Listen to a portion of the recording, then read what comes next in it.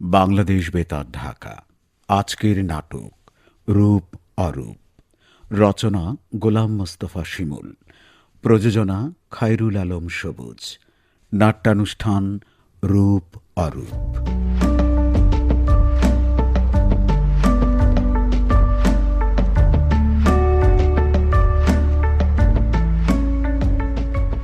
জয়া, কি করো? মাছকুটি। মস্করা করো না, মস্করা করো। ঠিক আছে, করো করো।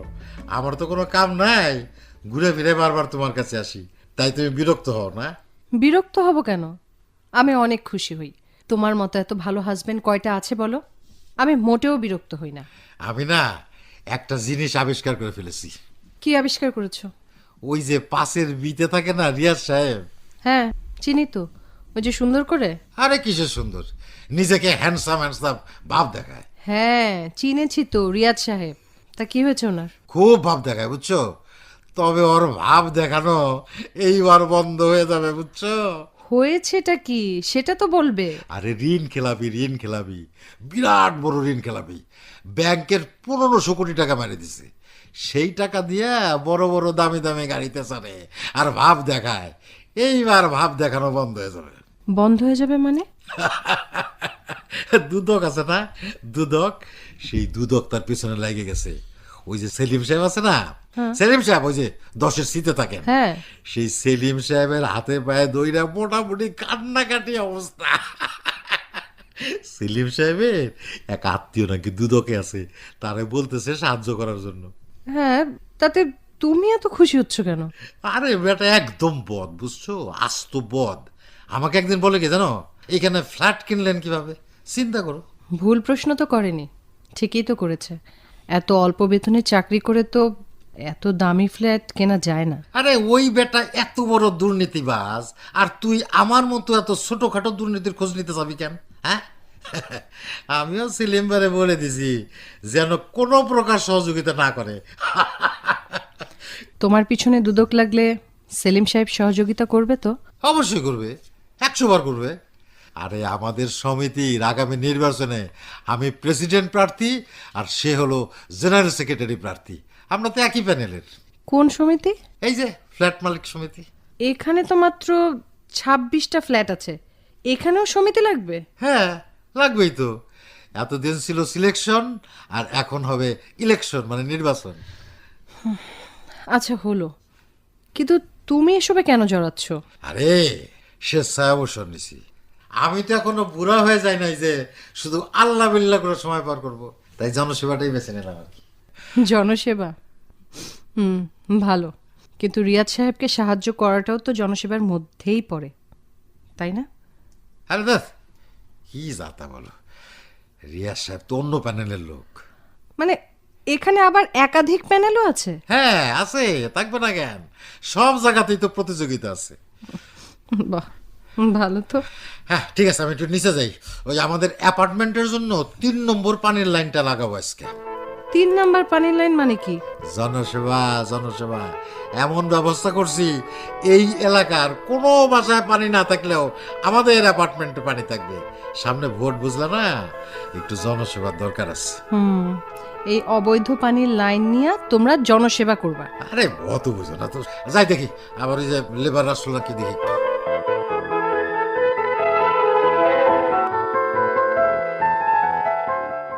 কি বেজান, ওরা এখনো আসে নাই? না স্যার, এখনো তো আসেনি। তা আসে নাই তো তুমি বসে বসে কি করো? একটা ফোন দাও, বেশি দেরি হলে তো কাজটা আজকে শেষ হবে না। ফোন দিলাম তো স্যার, ধরে না।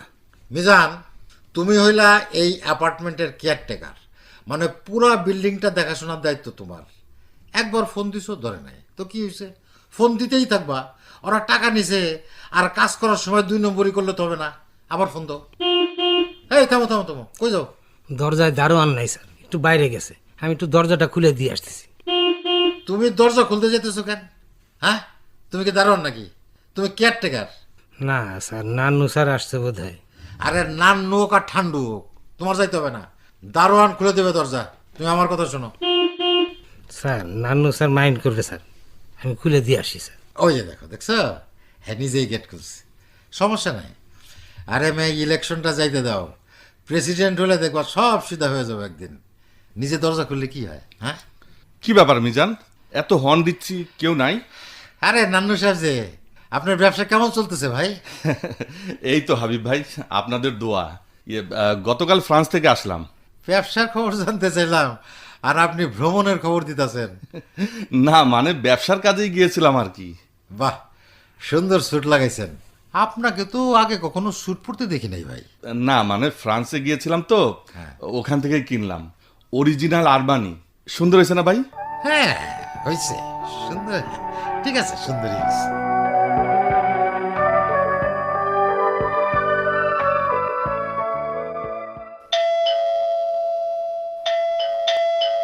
আরে বাবা, আসছি তো।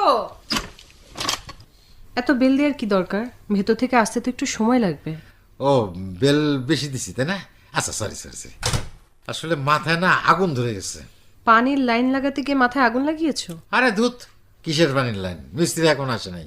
আর ওই যে আটের বিতে থাকে না নান্নু, তার সাথে থাকা ওই বেটাই মাথায় আগুন লাগাই দিছে, বুঝলা? কি করেছে? আরে কোথা থেকে একটা স্যুট পরেছে টিয়া রঙের, বলে কিনা অরিজিনাল আরমানি, ফ্রান্স থেকে আসছে। বললে সমস্যা কি? আরে চাপাবাজ, ফাও ফুটানি মারে। আমি তারে জিজ্ঞাসি আপনার ব্যবসা বাণিজ্য কেমন, সে বলে গতকাল ফ্রান্স থেকে আসলাম, আর এই স্যুটটা ফ্রান্স থেকে কিনলাম। হতেও পারে, তো সমস্যা কি? আরে থামো, আমি জানি না বেটা জুট ব্যবসা করতে এক সময়, এখন কেমনে কেমনে জানি টাকার মালিক হয়ে বড় লোক সাজতে চায়। অতীতে কি করেছে সেটা যদি সে লুকাতেই চায়, তাতে সমস্যা কোথায়? সমস্যা আছে, সমস্যা আছে, তুমি বুঝবা না। এখন তুমি আমার একটু পরামর্শ দাও তো, কয়েকটা ভালো দামি স্যুট বানাবো কোত্থেকে? এই গরমে স্যুট বানাবে কেন? আরে তুমি বুঝলা না, ওই ছাগলটা আমার ব্র্যান্ড শেখায়, আমার আরমানি, পুমা, এডিডাস শেখায়। আমি ব্র্যান্ড চিনি না মনে করছে বেটা। আচ্ছা বলো তো, কোন বাঙালি সর্বপ্রথম স্যুট পরেছিল? কোন বাঙালি না? কোন বাঙালি? কোন বাঙালি যেন, শেরে বাংলা তাই না? মাইকেল মধুসূদন দত্ত। ও, হ্যাঁ, মাইকেল মধুসূদন, মাইকেল মধুসূদন। ও, বুঝছি বুঝছি, মধুদা, মধুদা। তোমার খুব পরিচিত ছিল কি? আরে না, ওনারে তো সবাই মধুদা বলেই ডাকতো তাই না? ওনার কোনো কবিতা কি বলতে পারবে? কবিতা না? আচ্ছা আচ্ছা, কবিতা। ও হ্যাঁ, ওই যে ধানসিঁড়ির তীরে আসিব ফিরে, ওইটা না? না, ওইটা জীবনানন্দ দাশের কবিতা। ও আচ্ছা, ঠিক আছে, কবিতা কবিতা বাদ দাও। ওই ব্যাটারে সাহায্য করবো, বুঝছো? খুব দামি কয়টা স্যুট বানাবো। তুমি যদি ওনাকে প্রশ্নটা করতে, তবে উনি কিন্তু খুব লজ্জা পেত। কোন প্রশ্নটা? এই যে, কোন বাঙালি প্রথম স্যুট পরেছিল? আরে কি হলো, ওর 14 গোষ্ঠীর কেউ বলতে পারবে না। অবশ্য যদি বলে দিতে পারতো তাহলে তো আমি ধরা খেতাম। উনি বলতে পারলে তুমি ধরা খাবে কেন? অবশ্য ওনাদের মতো মানুষদের এসব বিষয়ে আগ্রহী হওয়ার কথা না, তাই উত্তরটা তার জানার কথাও না। ঠিকই বলছো তুমি, আমি যাই। আবার কোথায় যাচ্ছ? দেখি ওই ব্যাটারি নিচে পাই কিনা। আসতেছি আসতেছি।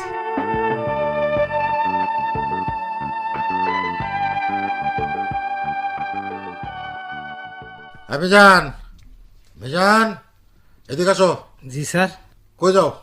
একটু দোকানের দিকে, মিস্ত্রিরা কাজ করতেছে, একটা জয়েন্টার লাগবে স্যার। নান্নুরে দেখছো? না তো স্যার। আচ্ছা মিজান, তুমি কি বলতে পারবা কোন বাঙালি প্রথম স্যুট পরেছিল? না তো স্যার, বলতে পারবো না।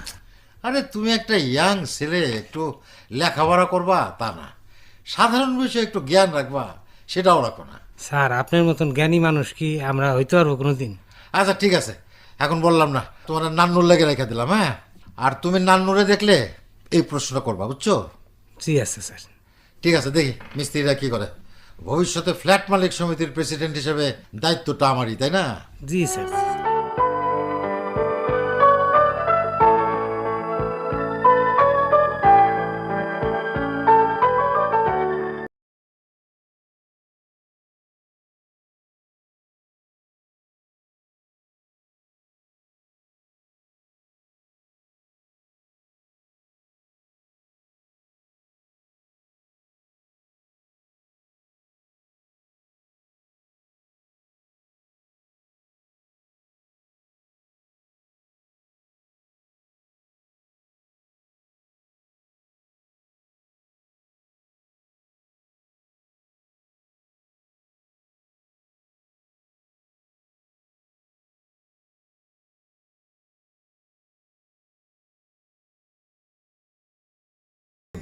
চাকরি করতে হবে না, বিষয়টা বুঝলাম না।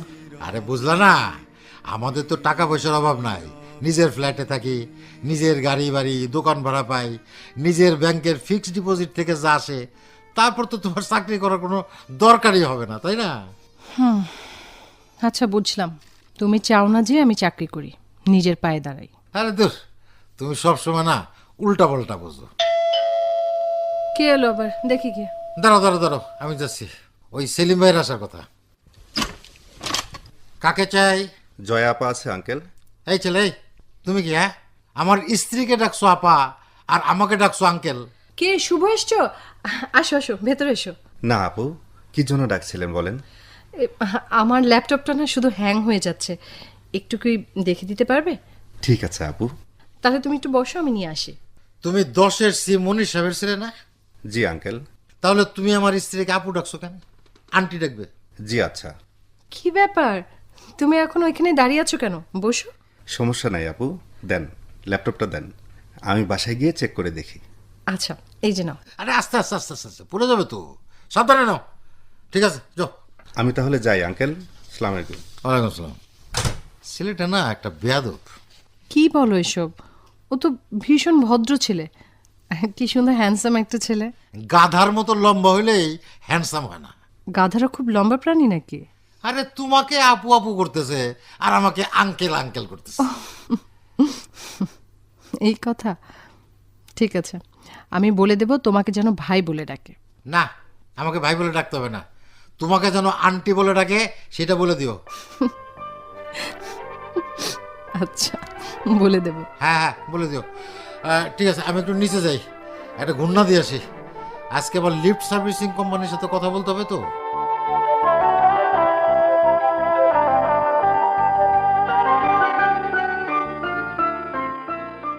Sir, sir Habib sir. ও মিজান, লিফটের কোম্পানি থেকে কেউ আসছে? না, এখনো আসেনি, তবে আপনার একটা চিঠি আসছে। আমার চিঠি? মানে আপনার নামে না, জয়া ম্যাডামের নামে। ও, দাও দেখি। এই নেন স্যার, আমি চলে যাই স্যার। জয়ার নামে চিঠি? তাও পাঠাইছে অঞ্জন। কোন অঞ্জন? এই মোবাইলের যুগে চিঠি পাঠাইল কেন? খুলে দেখবো নাকি? না, জয়া যে টাইপ মুডি মেয়ে, চিঠি খুলে দেখলে মাইন্ড করতে পারে, কিন্তু অঞ্জনটা কেডা?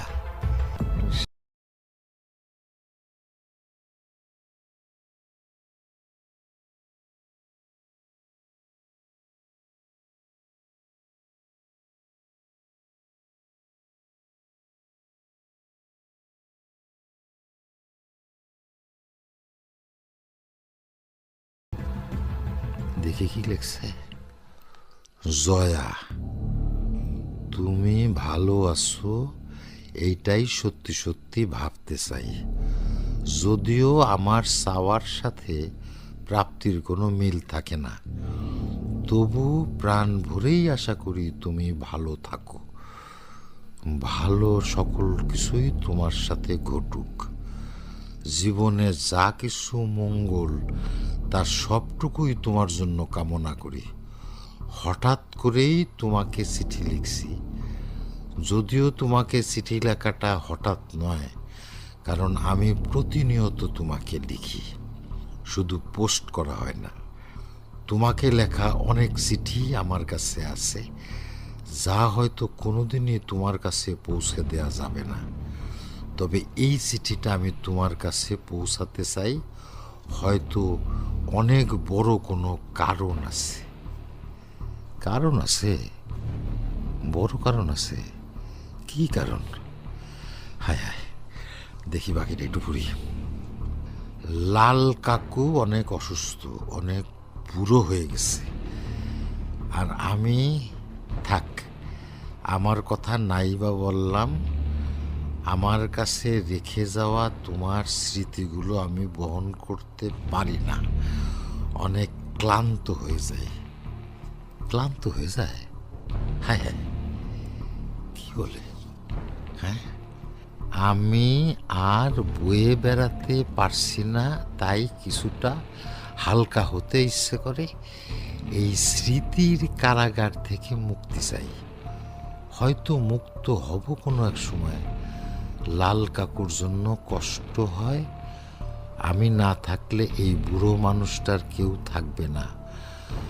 ভালো থেকো জয়া, জয়ী হও জয়া। অঞ্জন। হায় হায়, এটা কি ধরনের চিঠি? হায় হায়, আমার সব কিছু তো এলোমেলো লাগতেছে। স্যার আপনি এখন এখানে দাঁড়ায় আছেন, একটা চেয়ার দেবো স্যার? চেয়ার লাগবে না, শোনো যান, এই তোমার কাছে গাম আছে আঠা? আঠা জি জি স্যার আছে। শোনো, এই চিঠিটা ভালো মতো আঠা লাগাবে, হ্যাঁ, যেন বোঝা না যায়, মানে খোলা হয়েছিল এটা যেন বোঝা না যায়, বুঝছো? তারপর ওই আমার ওইখানে দিয়ে আসবা, বুঝছো? জি স্যার বুঝছি। সাবধানে করবা যেন বোঝা না যায়। আচ্ছা স্যার, ঠিক আছে স্যার।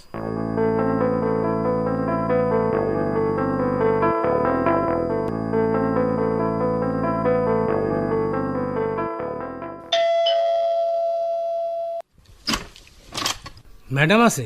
হ আছে। ডাক দিমু মিজান ভাই? না ডাকতে হইব না, চিঠিটা ম্যাডামকে দিয়ে দিও। আচ্ছা। আরে হাবিব ভাই, এইখানে বসে কি করেন? বসে আবার কি করব? বসে আছি। না মানে কেয়ারটেকারের রুমে বসে আছেন, মিজান কই? কেন, কেয়ারটেকারের রুমে বসা কি অপরাধ? আর মিজান কই সেটা কি আমার বলার কথা? আপনি খেপছেন কেন? আরে মেয়ে, আপনি উল্টাপাল্টা কথা বলতেছেন আর আমাকে বলতেছেন আমি খেপতেছি কেন? বুঝছি ভাই, বুঝছি আপনার আজকে মন খারাপ। আপনি বসেন, আমি যাই। নানু ভাই, জি। নানু ভাই, আসলে সত্যি সত্যি আমার মনটা খারাপ, বুঝছেন? সরি সরি, আপনার সাথে আমি একটু খারাপ ব্যবহার করে ফেললাম। না না, ঠিক আছে ভাই, ঠিক আছে। এইরকম হয় মাঝে মাঝে, সবার মন খারাপ হয়। যাই ভাই, যাই। আচ্ছা।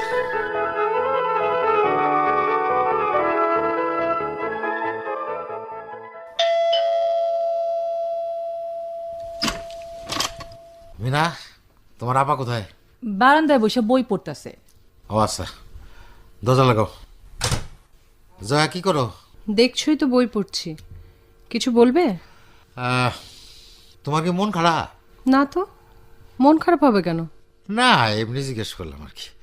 হয় না অনেক সময় মানুষের মন খারাপ হয়, কত কারণে খারাপ হয়, তাই না? তোমার কি মন খারাপ? না, আমার আবার মন খারাপ হবে কেন? না না, মন খারাপ না। ভালো। চা খাবে? চা করে দেব? না, চা খাবো না। আর চা খাইতে চাইলে তো কাজের মেয়ে আছে। হুম। না মানে তোমার একটু উদাস উদাস লাগতেছে আর কি। তোমার মন খারাপ হলে তো আমারও মন খারাপ হয়, তাই না? হুম, তা ঠিক। জয়া, আমার না ইদানিং একটা কথা খুব মনে হয়। কি কথা?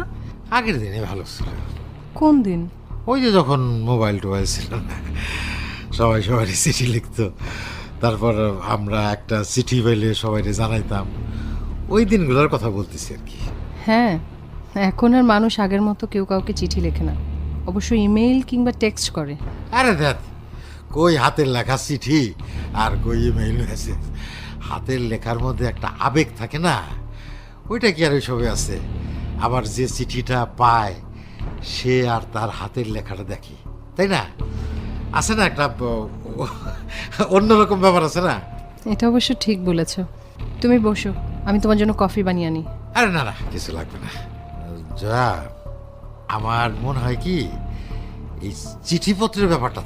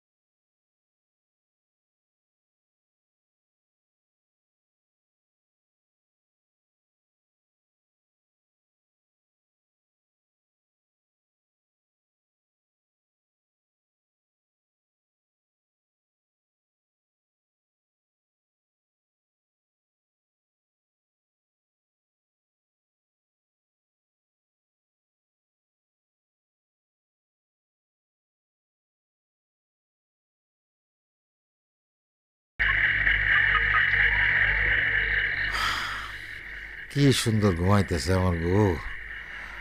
আর আমার চোখে ঘুম নাই, মনে শান্তি নাই। এত চেষ্টা করলাম তবু চিঠিটার বিষয়ে কিছুই বলল না। ডাক দিয়ে সরাসরি জিজ্ঞেস করবো নাকি? না থাক, আবার যদি মাইন্ড করে যে মুডি মেয়ে। ধ্যাৎ, আমি একটা আধা শিক্ষিত মানুষ, খামাখা বউর এত পড়াশোনা করাইতেছে। এত পড়াশোনার কি কোনো দরকার ছিল? না, শুয়ে পড়ি। ঘুমের বড়ি খাবো নাকি একটা? না, তার থেকে সরাসরি জিজ্ঞেস করি। জয়া, জয়া, ঘুমায় পড়ছো নাকি? না, এখনো গভীর ঘুমে যায়নি। তুমি যেভাবে শুধু এপাশ ওপাশ করছো তাতে কি ঘুমানো যায়? চোখ বন্ধ করে একটু ঘুমানোর চেষ্টা করছি। কিন্তু আমার তো ঘুম আসতেছে না। তুমি একটু উঠে বসবা, একটা কথা বলি।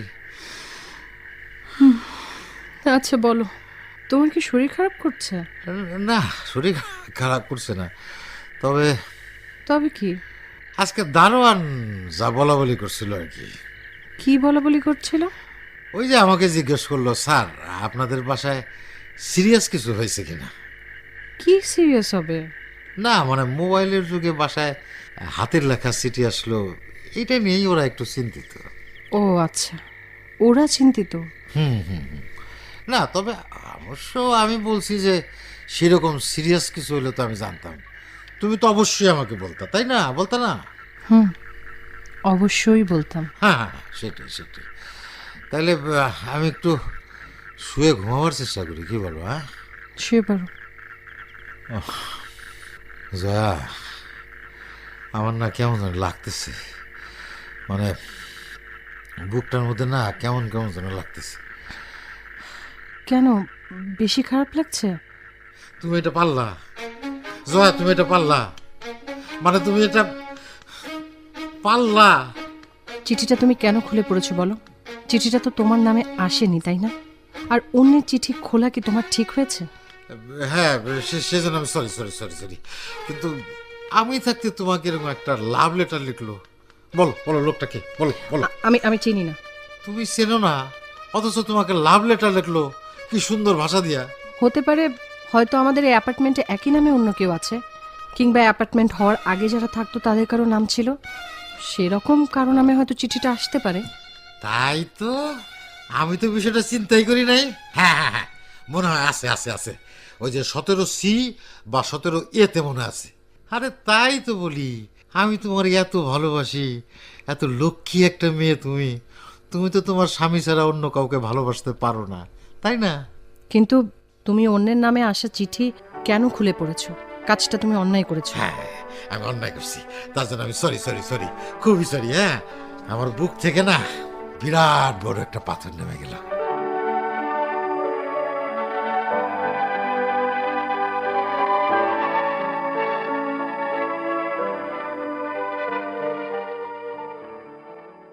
আরে মিজান গেল কই? মিজান, মিজান। মিজান একটু দোকানে গেছে আঙ্কেল। ও তুমি, তোমার নাম যেন কি বলছিল সেদিন? শুভ, শুভ আঙ্কেল। শুভ, শুভ, ভালো ভালো ভালো। আচ্ছা শুভ, তুমি কি বলতে পারবা আমাদের বিল্ডিংয়ে জয়া নামে কেউ আছে কিনা? আঙ্কেল আছে তো। আছে? বাহ, কোন ফ্ল্যাটে থাকে বলতে পারবা? কেন, আপনার ওয়াইফ? আরে ধুত, আমার ওয়াইফ না, আমি জানতে চাচ্ছি অন্য কোনো জয়া আছে নাকি। কেন আঙ্কেল, আপনার কয়টা জয়া লাগবে? আরে ধুত, তুমি বুঝতেছো না। তুমি একটু খোঁজ নিয়ে বলতে পারবা এখানে আর কেউ জয়া নামের আছে কিনা? আমি বলতে পারবো না আঙ্কেল, মিজান আসুক, ওকে জিজ্ঞাসা করেন। আমি যাই, আসসালামু আলাইকুম। ওয়ালাইকুম আসসালাম।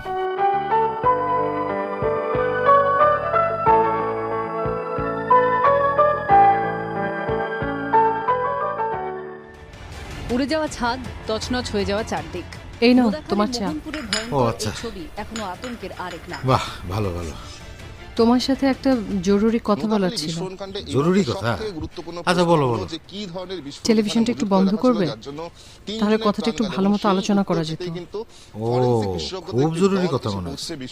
আচ্ছা ঠিক আছে, এই যে টেলিভিশন বন্ধ করে দিলাম।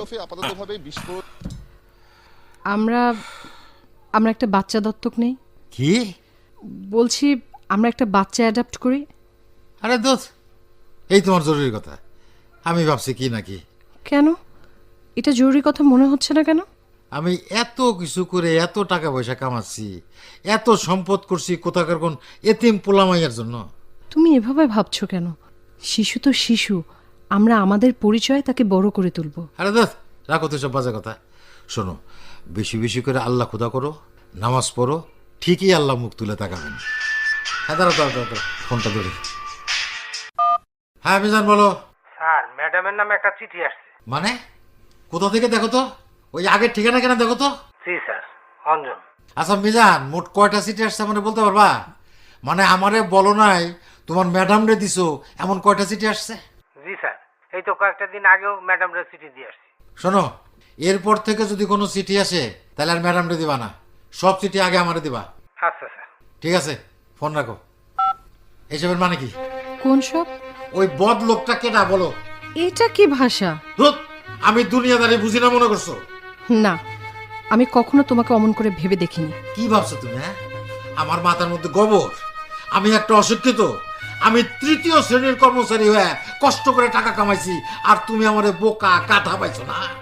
আমি মানুষ চড়ায় গাড়ি বাড়ি সব করছি, আর আমারে বোকা বানাইতে চাও তুমি? তুমি এভাবে বলছো কেন? কারণ তুমি আমারে কিছুই বলো না। তুমি আমাকে গোপন করছো কেন? কি গোপন করেছি? আবার নাটক করো না।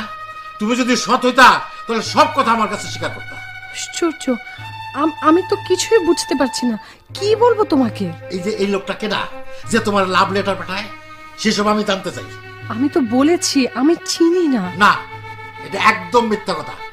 আমি এই অ্যাপার্টমেন্টের প্রত্যেকটা বাড়ির খবর নিছি, তোমার নামের সাথে কারো নামের মিল নাই, এমনকি ডাক নামেরও কোনো মিল নাই। চিঠিগুলা তোমাকেই লেখা। কোন চিঠিগুলো? তোমার কাছে যে নোংরা চিঠিগুলো আছে না, এইগুলাই তোমাকে লিখছে কোনো বদলোক। দেখো, তুমি যে কথাগুলো বলছো সেগুলো ঠিক না। প্রথমত, আমার কাছে এ যাবৎকালে মাত্র 2টো চিঠি এসেছে, আর দ্বিতীয়ত এই চিঠিগুলো কোনো বদলোক লেখেনি। চিঠিগুলোর মধ্যে কোনো নোংরামি ছিল না। তাহলে দ্বিতীয় চিঠিটার কথা আমার বললো না কেন? বলিনি, কারণ বললে তুমি এটা নিয়ে কোনো ঝামেলা সৃষ্টি করতে। তোমার চিন্তার মধ্যে সমস্যা আছে, এটা আমি জানি। ও, আমার চিন্তার মধ্যে সমস্যা আছে না? আমি একটা অশিক্ষিত চামার, আমার টাকায় বড় বড় পাস দিয়া, আমার টাকায় লেখাপড়া করে আজকে আমারই আমার বউ বলে আমার চিন্তার মধ্যে সমস্যা আছে। প্লিজ, তুমি এখন আর সিনক্রেট করো না। তুমি ঠান্ডা মাথায় একটু বসো। আরে দোত, কিসের ঠান্ডা মাথা? শোনো, একদম পরিষ্কার করে বলে দিতেছি, ডিগ্রি টিগ্রি জানিছো ওই পর্যন্তই। আজকে থেকে তোমার সকল লেখাপড়া বন্ধ। আর আমারও তো শিক্ষিত বউর দরকার নাই। কালকে থেকে একদম সাদাসিধা বউ হয়ে থাকতে পারলে থাকবা, আর না থাকতে পারলে দরকার নাই। যাও। তুমি এসব কথা কেন বলছো বলো তো? চুপ, একদম চুপ, কোনো কথা বলবো না। তুমি কিন্তু ভুল করছো, মস্ত বড় ভুল করছো। আমি যদি ভুল করি, ওই ভুলটাই সঠিক, আর ভুলটাই মানতে হবে, মনে রেখো। আচ্ছা, কোথায় যাচ্ছো? জাহান নামে। নতুন চিঠিতে তোমার প্রেমিক কি লিখছে সেটা কি আগে দেখি।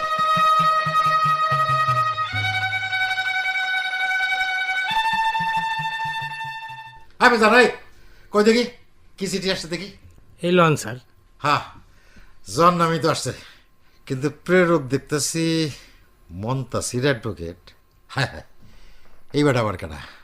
এখন জনে জ্বালায় বাসি না, আবার এই মন্তাসির অ্যাডভোকেট এটা আবার কেটা? দেখি তো খুলে কি লেখছে।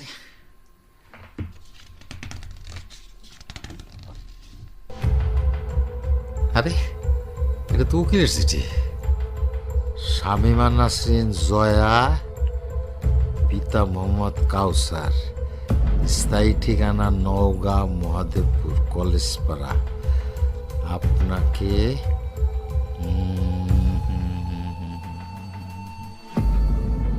ওরে বাবারে, 100 কোটি টাকার সম্পত্তি আমার বউয়ের নামে দিয়ে গেছে। হ্যাঁ হ্যাঁ, এটা কি সত্যি নাকি আমি স্বপ্ন দেখতেছি? হ্যাঁ, কিন্তু আমি তো জয়ের সাথে খুব খারাপ ব্যবহার করে আসলাম। এখন কি করি কি করি কি করি কি করি? ঠিক আছে, আগে উকিল বেটার সাথে যোগাযোগ করি, তারপর কনফার্ম হয়ে জয়াকে বলবো।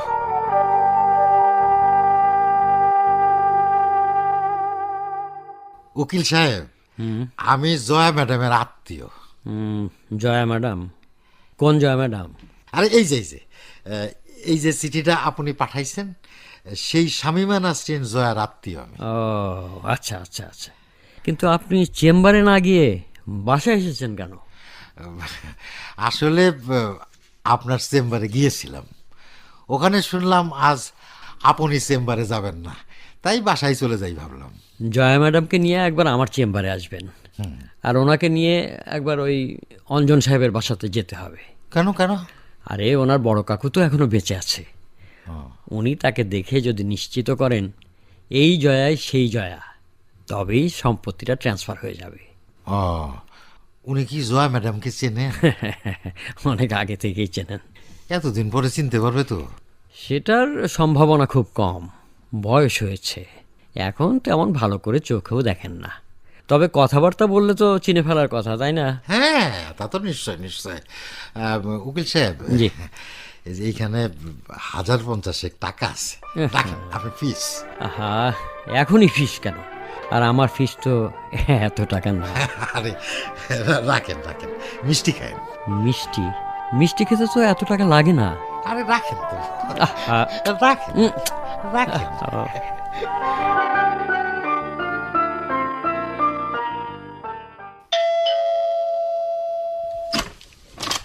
তোমার আপা কই?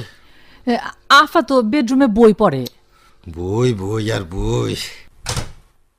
জয়া, জয়া, বই পড়তেছ? পড়ো পড়ো পড়ো, বই পড়া না খুব ভালো। কিছু বলবে? হ্যাঁ, বলবো বলবো। বলো। যাও, তোমার মাফ করে দিলাম। মাফ করে দিলাম মানে? মানে আর রাগ করে থাকতে পারলাম না, তাই তোমাকে মাফ করে দিলাম। আর পড়াশোনা চালিয়ে যাও। কিন্তু আমি তো তোমাকে মাফ করতে পারছি না। আরে তুমি আমারে মাফ করবা কেন? আমি তোমার স্বামী, তোমার উপর রাগ হয়েছিল, মাফ করে দিলাম। ও ঠিক আছে, তাই তো, আমি কেন রাগ করব? আচ্ছা, ওই সোনার দাম কি কমছে নাকি?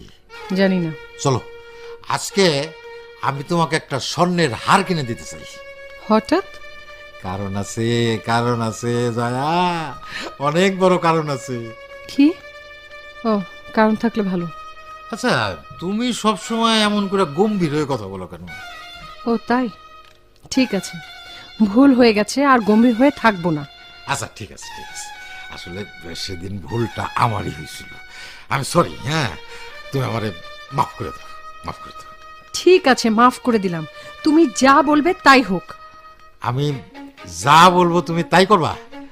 তুমি যা বলবে আমি তো তাই করতে বাধ্য। তুমি আমার স্বামী, তোমার টাকাতেই আমি লেখাপড়া করছি, বেঁচে আছি। তুমি আমাকে এত কিছু দিয়েছো, আমি তোমার কথা শুনতে বাধ্য। আসলে যে লোকটা তোমাকে চিঠি লিখতো, আমার মনে হচ্ছে সেই লোকটা অনেক ভালো এবং ভদ্রলোক ছিল। আরো মনে হয় কি জানো, অনেক ইজ্জতদার মানুষ ছিল। হয়তোবা, তবে সেই লোকটা আমাকে কোনোদিন চিঠি লেখেনি, কারণ আমি তাকে কখনো চিনতাম না, আজও চিনি না। জয়া, প্লিজ দয়া করে আমার একটা কথা রাখবে। কি কথা? এই যে লোকটাকে যে তুমি চিনো না, কোনোদিন চেনা জানা ছিল না, সেই কথা তুমি কাউরে বলবা না। এখন থেকে মনে করবা তুমি সেই শামিমা নাসরিন জয়া। কেন? জয়া, আমাদের না লটারি লেগে গেছে, লটারি লটারি। কিসের লটারি? 100 কোটি টাকার লটারি। মানে কি? ওই যে লোকটা তোমাকে চিঠি লিখতো না, ওই লোকটা কয়েকদিন আগে মারা গেছে। বলো কি? হ্যাঁ, মারা যাওয়ার আগে সে তোমার নামে তার সকল সম্পত্তি লিখে দিয়ে গেছে। 100 কোটি টাকার সম্পত্তি জয়া, 100 কোটি টাকার সম্পত্তি। এত টাকা সম্পত্তি আমাকে কেন লিখে দিয়ে যাবে? ওই লোকটা না তোমাকে অনেক ভালোবাসতো, বুঝছো? বহু আগে তোমার সাথে প্রেম ছিল। তুমি এসব কি বলছো? হ্যাঁ, আমার কাছে একটা উকিলের চিঠি আসছিল কিছুদিন আগে। তোমার কাছে আসছিল? না মানে চিঠিটা তোমার কাছেই আসছিল, সেটা আমি খুলছিলাম। ওই চিঠিতে লেখা ছিল তুমি যেন ওই সমস্ত সম্পত্তি বুঝে নেওয়ার জন্য তার সাথে যোগাযোগ করো। চিঠিটা কোথায়? আমার কাছেই আছে, আমি সব খবর নিয়ে আসছি। এখন কেউ যেন জানতে না পারে যে তুমি সেই শামিমা নাসরিন জয়া না। মানে এখন থেকে তুমি বিশ্বাস করবা যে তুমি সেই জয়া, তুমি সেই শামিমা নাসরিন জয়া। তুমি এই কাজটা আমাকে দিয়ে করাতে পারবে? প্লিজ প্লিজ প্লিজ জয়া, বিষয়টা মানে একটু বাস্তবতা দিয়ে ভেবে দেখো। 100 কোটি টাকা, প্লিজ আমি যা বলি তুমি তাই করো, দয়া করে। হ্যাঁ প্লিজ প্লিজ। না, এটা হতে পারে না, এটা উচিত না। আরে দোষ, কিসের উচিত অনুচিত? আমি ঘুষ খেয়ে এই ফ্ল্যাট বাড়ি গাড়ি করছি, সেখানে তুমি থাকতেছো না, সমস্যা কি? হ্যাঁ, এটাও তো একটা সুযোগ। কিসের এসব ভাবনা ছাড়ো, আমি সব ঠিকঠাক করে আসছি, বুঝছো? তোমার কাছে যে চিঠিগুলো আসছিল প্রমাণস্বরূপ সব ফাইল করে উকিলটা দিয়ে আসছি, আর উকিল বেটারে মোটা অঙ্কের টাকাও খাওয়া আসছি, যেন সে কোনো ঝামেলা না করে। শুধু একটা ঝামেলা আছে, আগামীকাল একটা বুড়ার সাথে তোমার দেখা করতে হবে। বুড়া মানে? আরে ওই যে ভদ্রলোক, মানে অঞ্জন সাহেব ছিল না, তার বড় চাচা। অঞ্জন সাহেব? হাহ, বেশ ভালো তো। বদ লোকটাকে তুমি এখন অঞ্জন সাহেব বলছো? আরে না না, সেটা তো আমি রাগের মাথায় বলছিলাম। আসলে উনি লোক ভালো। চিন্তা করো, বড় মনের মানুষ না হলে কি এত সম্পত্তি কেউ কাউকে দিয়ে যেতে পারে? ও আচ্ছা আচ্ছা, তো ওনার কাকুর সাথে দেখা করতে হবে কেন? আরে ওই যে চাচা না কাকু, মানে যে নাকি ওই মেয়েটাকে চিনতো, ওই বুড়া দেখে বলবে যে হ্যাঁ এইটাই সেই জয়া। তুমি চিন্তা করো না, আমি সব খবর নিয়ে আসছি। কি খবর এনেছো? আরে ওই বুড়া নাকি চোখে ভালো দেখে না, তুমি একটু কাকু কাকু করবা, একটু অ্যাক্টিং আর কি, বুঝছো? বুড়ার বয়স তো অনেক, কিচ্ছু বুঝতে পারবে না। এই বুড়ো মানুষটাকে এভাবে ঠকানো কি তোমার খুব দরকার? বিবেকে একটুও বাঁধবে না? জয়া 100 কোটি টাকা, 100 কোটি টাকা, একটা দুটো টাকা সম্পত্তি না। তুমি আমাকে একটু হেল্প করো please, please please please please. তোমার কাছে টাকাটাই সব মনে হচ্ছে? তোমার স্ত্রীর সম্মানটুকু দেখবে না? আরে কি বলো তুমি? তোমার সম্মান আমি দেখবো না কেন? তুমি শুধু এই কাজটাতে আমাকে হেল্প করো প্লিজ। তোমার এই অন্যায় কাজের সাথে আমি নিজেকে জড়াতে চাই না। তাছাড়া আমাকে বিয়ে করে তুমি সোনা দানা টাকা পয়সা সব পাইছো, আমার টাকা পড়াশোনা করতেছো, আর কদিন পর তো আমার সাথে থাকতেও তোমার ভালো লাগবে না। প্লিজ, তুমি আমাকে এই কাজটা করতে বলো না। আমি তোমার সব কথা শুনবো, প্রয়োজনে লেখাপড়া ছেড়ে দেবো, তুমি যা বলবে তাই করবো, শুধু এই কাজটা আমাকে করতে বলো না। আমার খুব সম্মানে লাগছে। হ্যাঁ, তা তো লাগবেই। অশিক্ষিত স্বামীর কথা শুনলে তো তোমার অপমান লাগবেই। আচ্ছা বলো তো, এত বছর ধরে তোমার সাথে সংসার করছি, আমি কি পাইছি? একটা বাচ্চার মুখ পর্যন্ত তুমি আমাকে দেখাতে পারো না। কি বললে তুমি? সন্তানের বাবা হইতে পারি নাই, আজ পর্যন্ত তোমাকে আমি কিছু বলছি? শুধু এই সামান্য কাজটা করতে বলছি, সেটাতেও তোমার সম্মানের। আমার এখনো সন্তান হয়নি, এটা নিয়ে তোমার এত কষ্ট, সেটা তো বুঝতে পারিনি আগে। বুঝবা কেমনে? স্বামীকে সম্মান করলে তো বুঝতা। আমাকেও তো কিছু একটা পাওয়ার হিসাব করতে হবে, তাই না? আমি সাহায্য করলেও যদি তুমি সফল না হও তাহলে? সফল হবো না মানে? আলবত হবো। শোনো শোনো শোনো শোনো শোনো, উকিল সাহেব আছে না, বিরাট অঙ্কের টাকা দিয়ে সাইজ করে দেবো। আর ওই বুড়ার তো কেউ নাই, শুধু একটু সুন্দর অভিনয় করে ওই বুড়াটাকে ম্যানেজ করবা। পারবা না? পারবা পারবা পারবা।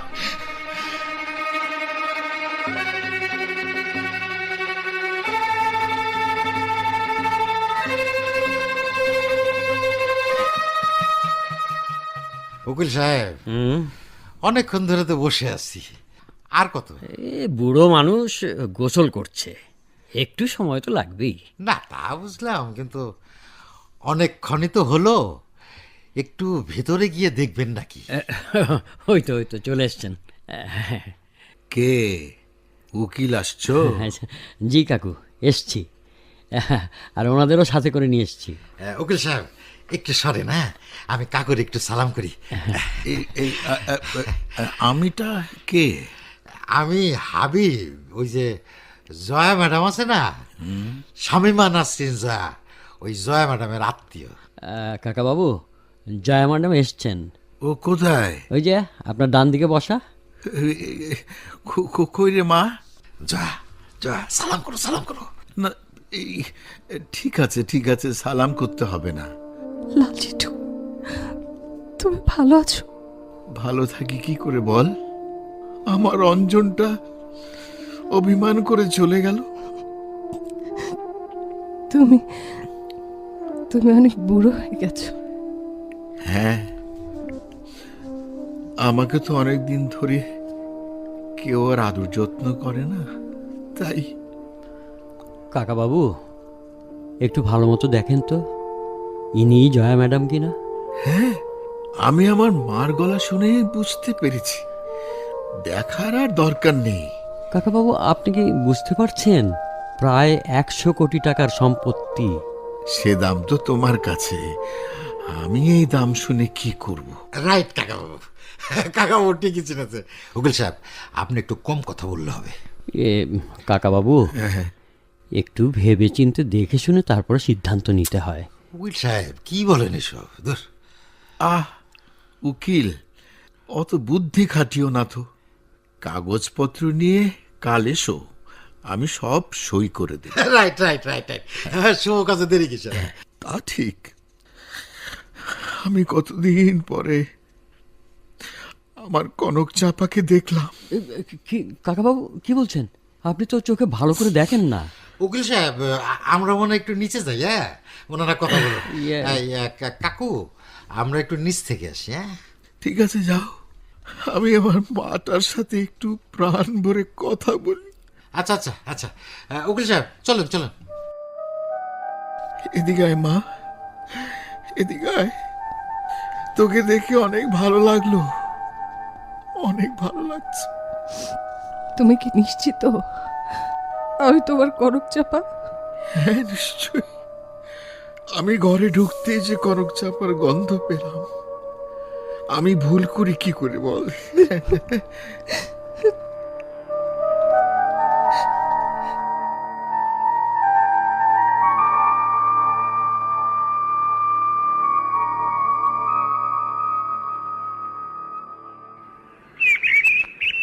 উকিল সাহেব, হ্যাঁ? এইটা রাখেন। কি এটা কি? আরে এখানে 50,000 টাকা আছে, চা খাইতে দিলাম আপনাকে। মানে চা খেতে এত টাকা লাগে না তো। আরে আপনার শরীরটা বড় আর মোটা না, এই জন্য একটু বেশি লাগে। ভাই, আমি কিন্তু সৎ মানুষ ভাই, আমাকে দিয়ে।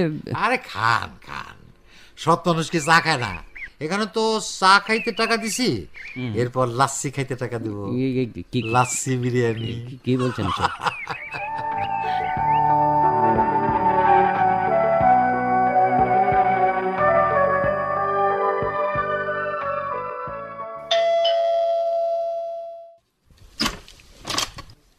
আপনারা এতক্ষণে আইলেন?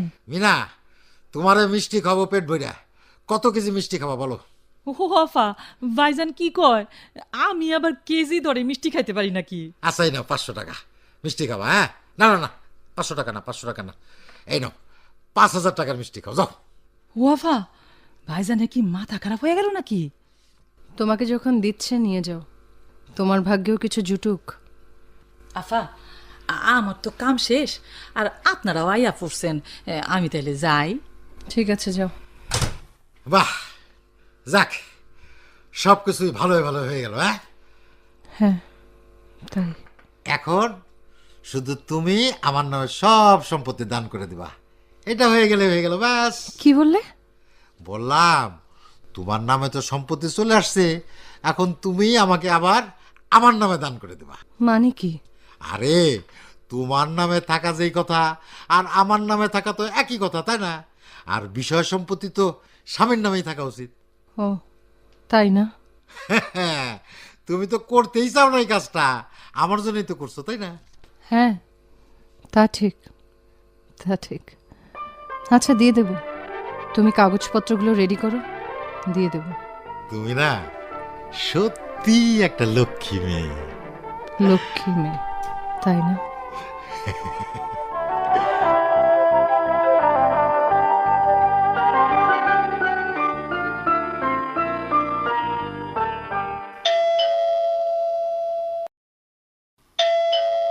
জয়া, জয়া, এই জয়া, দেখো তো দরজায় কে? জয়া আবার গেল কোথায়? বাথরুমে নাকি? দুধ, আমি খুলে দিই। ও, মিনা আসছো? হ, কি ব্যাপার ভাইজান, আপনি কি খুব গভীর ঘুমে ঘুমাইতেছিলেন নাকি? হ্যাঁ, ঘুমাচ্ছিলাম, কিন্তু তোমার আপা খুলে দেবে ভাবছি। আফা নাকি বাইরে গেছে একটা বড় লাগেজ নিয়া? কে কে বললো তোমাকে? কে দারোয়ান কইলো? আফা তো নাই, কামে গিয়া লাভ কি? আমি তবু আইলাম, মনে করছি সে আমার লগে শয়তানি করছে। বললো কি? এত সকালে লাগেজ নিয়ে যাবে কোথায়? যাও তো, আমার বিছানা থেকে ফোনটা নিয়ে আসো তো, একটা কল দিয়ে দেখি। এই যে ভাইজান, এই যে মোবাইল, আর এই আপনার মোবাইলের কাছে এই কাগজটা ছিল। কাগজ? দেখি দেখি। হ, চিঠি? হ্যাঁ হ্যাঁ, দেখি। হাবিব, তুমি ভালো মানুষকে খারাপ মানুষ সেটা আমি বুঝতে চেষ্টা করেছি বহুবার। কখনো মনে হয়েছে তুমি ভালো মানুষ, খুব সাধারণ সহজ সরল একটা প্রাণ আছে তোমার মধ্যে। আবার কখনো মনে হয়েছে আমার ভাবনাটা ভুল। আমি তোমার কাছে থেকেছি, কখনো মনে হয়নি তোমার কাছে থেকে চলে যাই। কিন্তু আজ মনে হচ্ছে না, তোমার সাথে থাকা যায় না। এত তীব্র একটা লোভ তোমার মাঝে কখন বেড়ে উঠেছে আমি বুঝতেই পারি না। আমি চাই না আমার সন্তান কোনো লোভের মধ্যে বড় হোক। হ্যাঁ, আমার ভেতরে তোমার আমার পুনর্জন্ম হচ্ছে। আমাদের সন্তান আসছে পৃথিবীতে। গত কয়েকদিন তুমি 100 কোটি টাকার লোভে বিভোর হয়েছে, তাই তোমাকে বলিনি। আমি জানি এই সংবাদটার চাইতে 100 কোটি টাকার সম্পদ প্রাপ্তির সংবাদটা তোমার কাছে অনেক বেশি আনন্দের, তাই সংবাদটা তোমাকে দেইনি। আমি আমার সন্তানকে অসম্মান করতে চাই। আমার নামে থাকা সকল সম্পদ তোমাকে দিয়ে দিয়েছি, শুধু আমার সন্তানকে নিয়ে আমি চলে গেলাম। ভালো থেকো, এতে চল।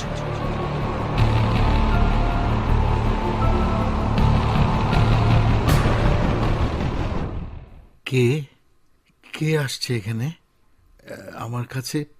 কাকু, আমি হাবিব, জয়ের আত্মীয়। জয়ার আত্মীয় নাকি হাজবেন্ড? কাকু, আমার মাফ করে দেন কাকু, আপনার পা দুটো ধরছি কাকু। এই আমি খুব খারাপ মানুষ, পাপী মানুষ, আমি খুবই অন্যায় করছি, আমার মাফ করে দেন কাকু, আমার মাফ করে দেন কাকু। আমি জীবনে কোনোদিন কোনো ভালো কাজ করছি কিনা আমার মনে পড়ে না। আজ কি কোনো ভালো কাজ করতে চাও? আপনি যদি একটু দয়া করেন কাকু। আচ্ছা বলো, শুনি। কাকু, আপনি আপনাদের সম্পত্তি ফেরত নিয়ে নেন কাকু। কোন সম্পত্তি? আমি আমার স্ত্রীকে দিয়ে নকল জয়া বানিয়ে আপনাদের সম্পত্তি হাতিয়ে নিয়েছি কাকু। জয়া নকল হবে কেন? ও তো আমার কনক চাঁপা। আমি ওর নাম দিয়েছিলাম কনক চাঁপা, আর ও আমাকে ডাকতো লাল জেঠু। সেই ছোটবেলায় এইটুকুন ছিল, আমরা পাশাপাশি বাড়িতেই থাকতাম নওগাঁয়।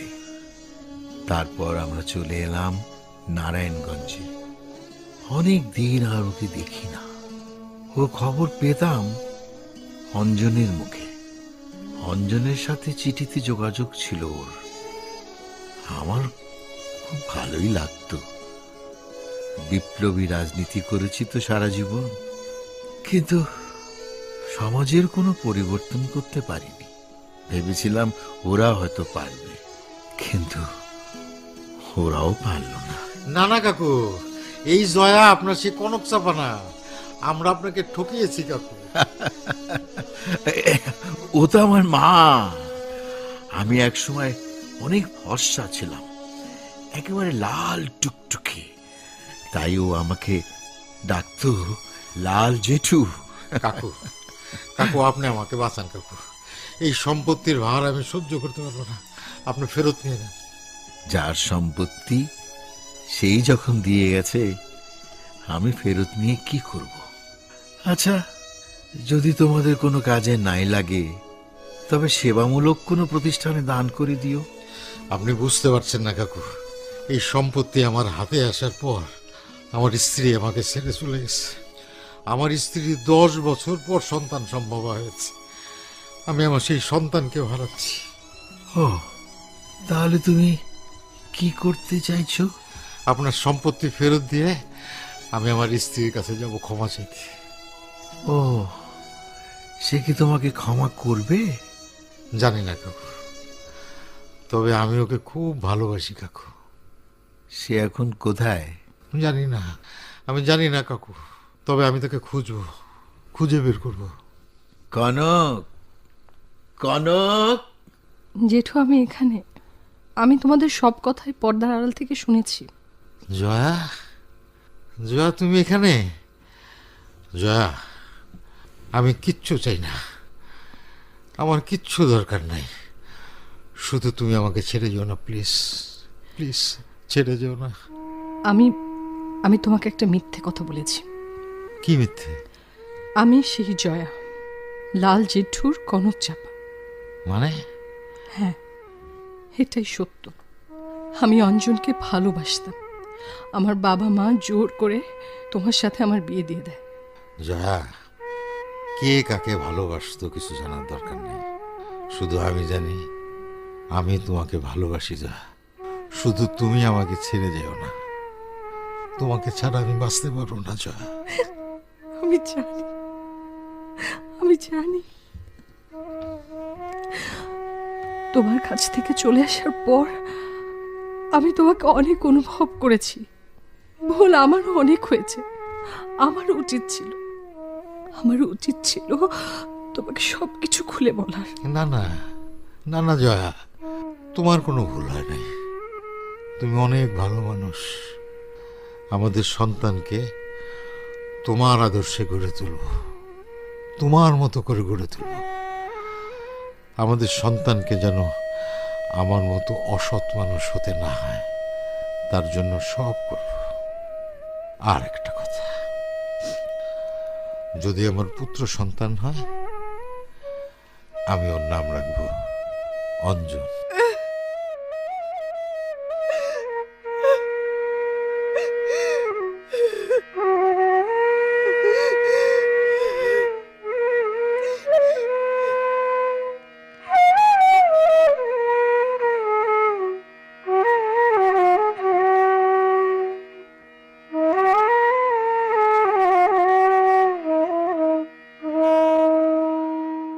এতক্ষণ গোলাম মোস্তফা শিমুল রচিত রূপ অরূপ নাটকের অভিনয় শুনলেন।